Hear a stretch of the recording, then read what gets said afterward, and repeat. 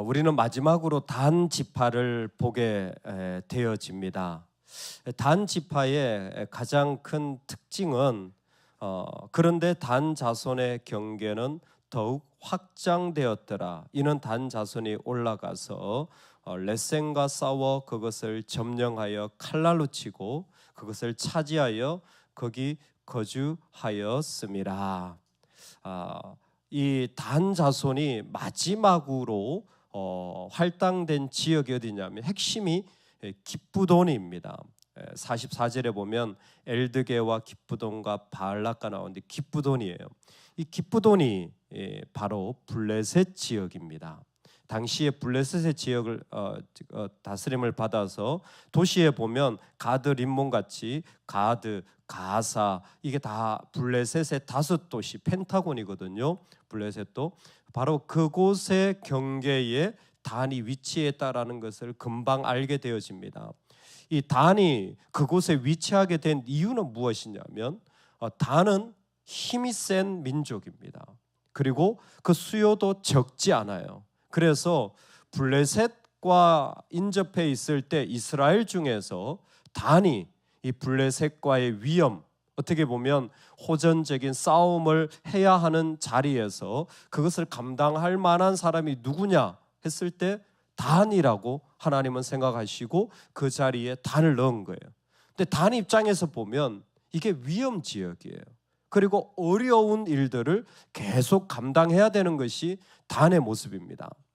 여러분 같으면 어떠시겠습니까? 어려운 일들을 계속 감당하는 것이 괜찮으시겠어요? 왜 아멘 안 하세요? 하나님이 세웠는데 어려운 일을 계속 감당해야 돼. 계속 싸워 나가야 돼. 이 단을 보면서 좀 우리가 알아야 되는 게 하나 있어요. 여러분, 우리 삶에 어려운 일들을 자꾸 경험하는 건 그거 하나님이 주신 거예요. 그거 하나님이 우리에게 부탁하시고 세우신 자리입니다. 그런데 사실은요, 나만 어려운 거 싸우는 것 같죠. 어디를 가도 죄와의 싸움은 다 있습니다. 단의 안타까움이 뭐냐면 힘도 있어요. 그리고 싸울 만한 어떤 여력도 있습니다. 근데 영적 중심이 없으니까 아무 쓸모가 없어요. 힘을 발휘하지를 못해요. 좀 있다가 금방 지치게 되어집니다.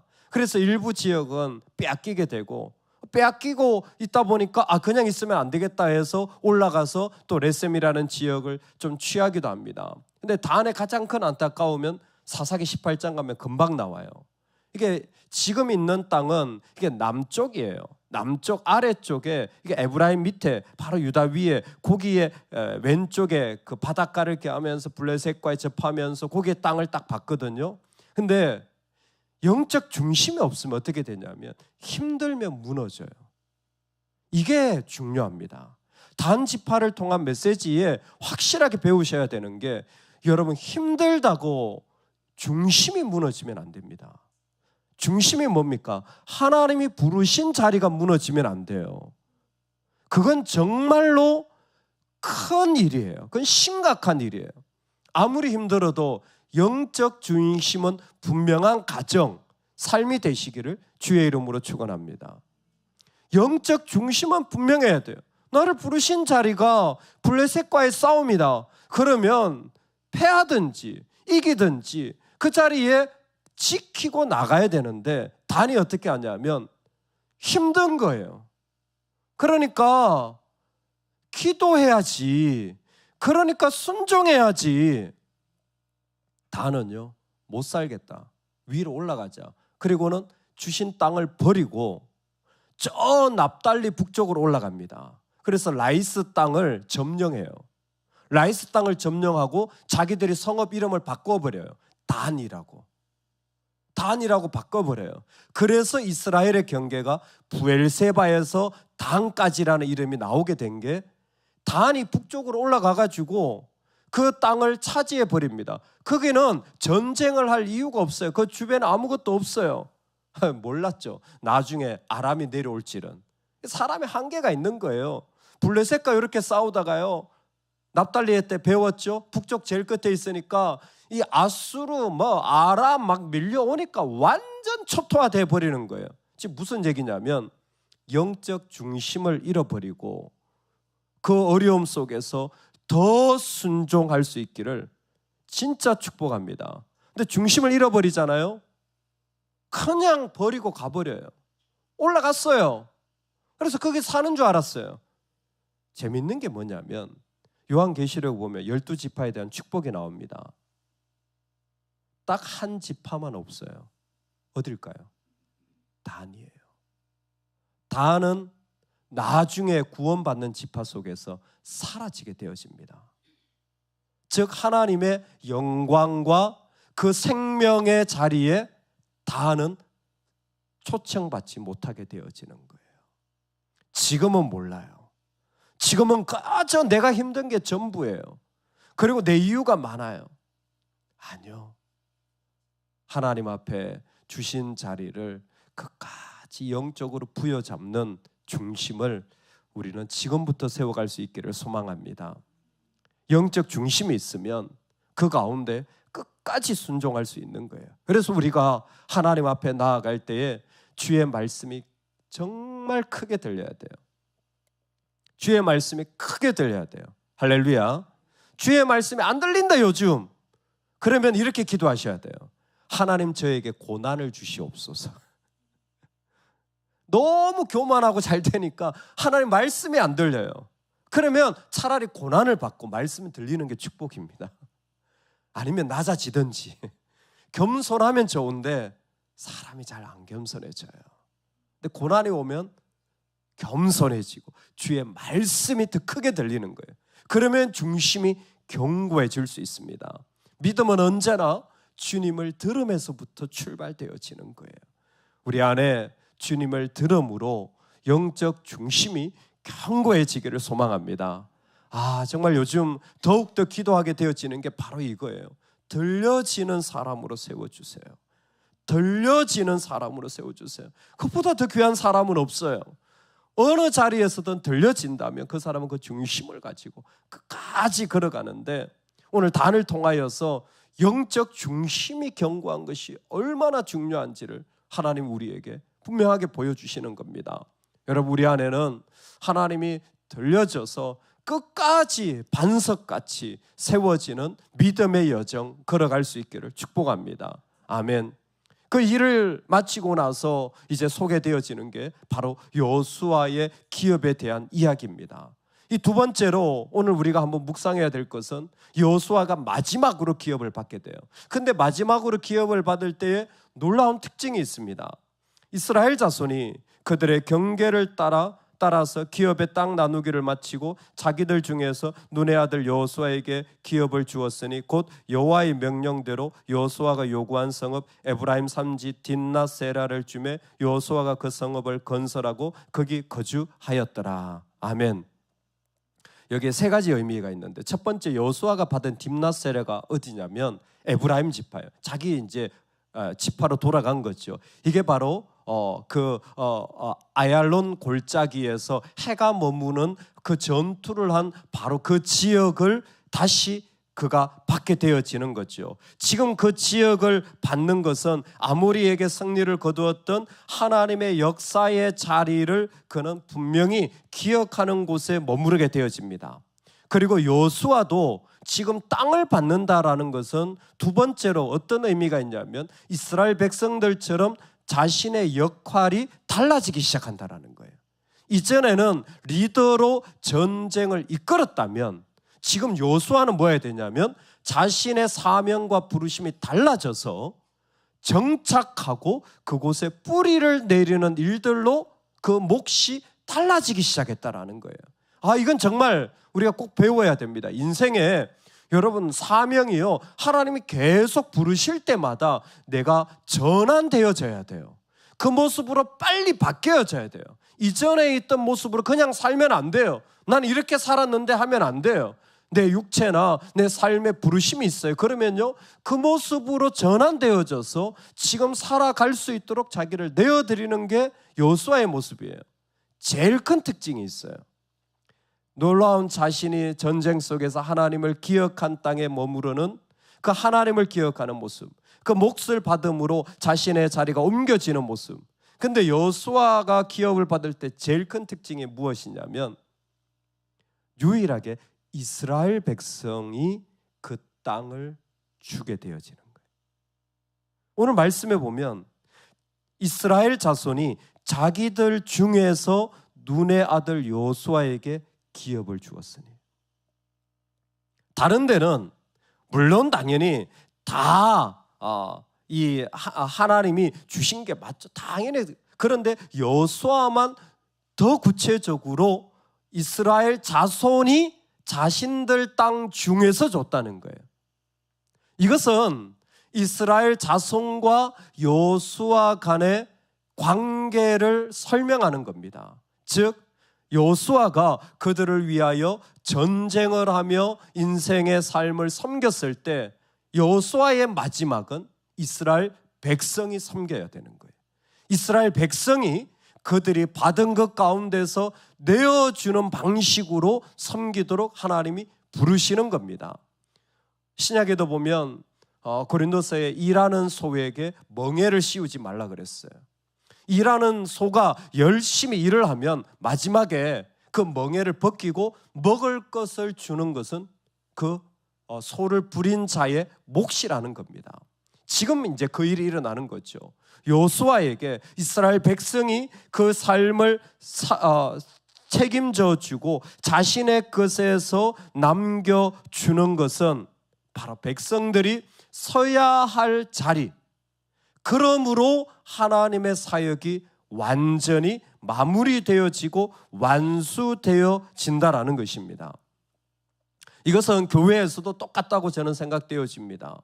목회자가 열심히 교회를 위해서 섬겨야 되고, 그리고 목회자의 마지막은 교회 성도님들이 자신의 것 중에서 책임을 져주는 관계가 아름다운 관계라고 생각되어집니다. 어떻게 보면 이 세상을 향해서도 마찬가지라고 생각되어집니다. 요즘은 이런 부분이 많이 퇴색되었지만 수고한 자에게 그 마지막을 그들 중에서 나누어 줌으로 세워주는 역할, 이것은 모든 사역의 가장 아름다운 마무리 가운데 하나이라 생각되어집니다. 그렇게 여호수아는 좀 특별하게 마지막 그의 자리를 받게 되어지는 거죠. 여호수아는 참 소명으로 여기까지 달려온 것이 그의 삶의 특징이었는지 모릅니다. 근데 하나님은 여기서 멈추지 않고 51절까지 하나를 더 말씀하여 주십니다. 제사장 엘르아살과 눈의 아들 여호수아와 이스라엘 자손의 지파의 족장들이 모두가 다 모였어요. 실로에 있는 회막문 여호와 앞에서 제비 뽑아 나눈 기업이 이러하니라. 이에 땅 나누는 일을 마쳤더라. 이제 알았어요.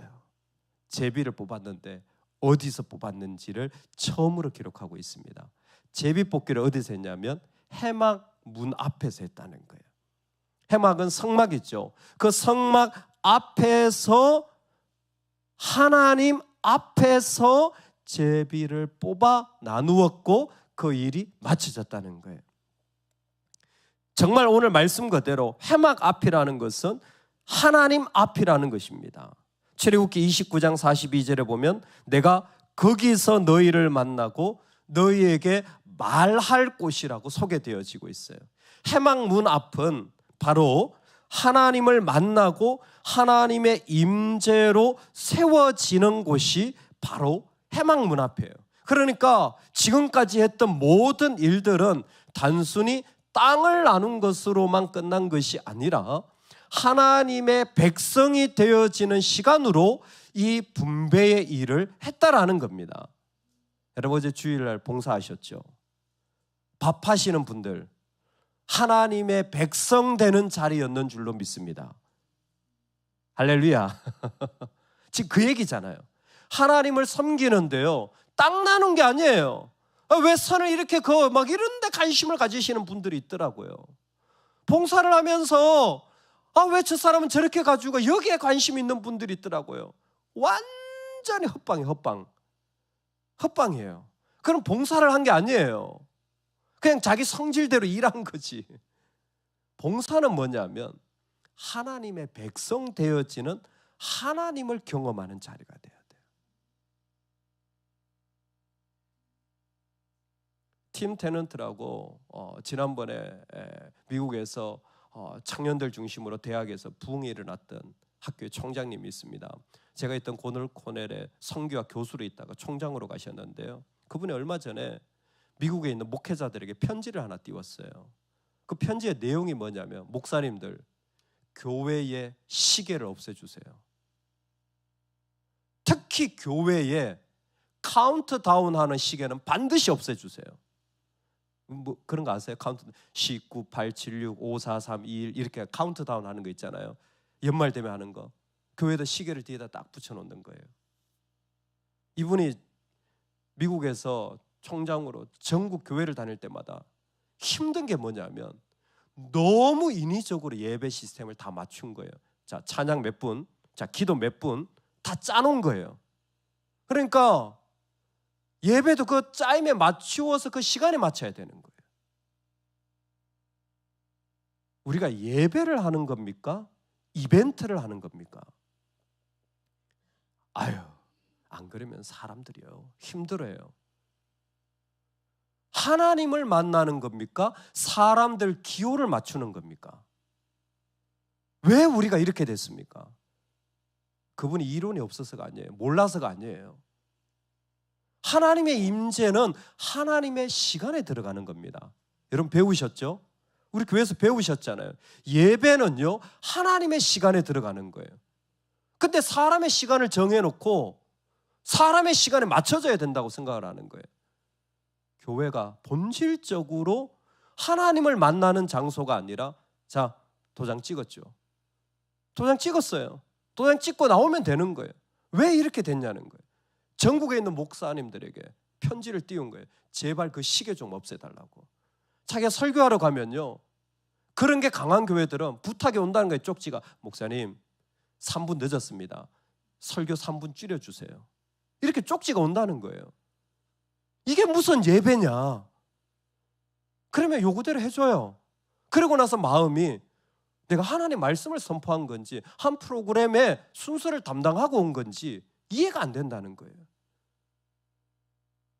해망 문 앞에서 하나님을 만나는 사람으로 세워질 수 있기를 소망합니다. 우리가 서는 자리는 그 자리가 하나님을 만나는 자리가 되어져야 돼요.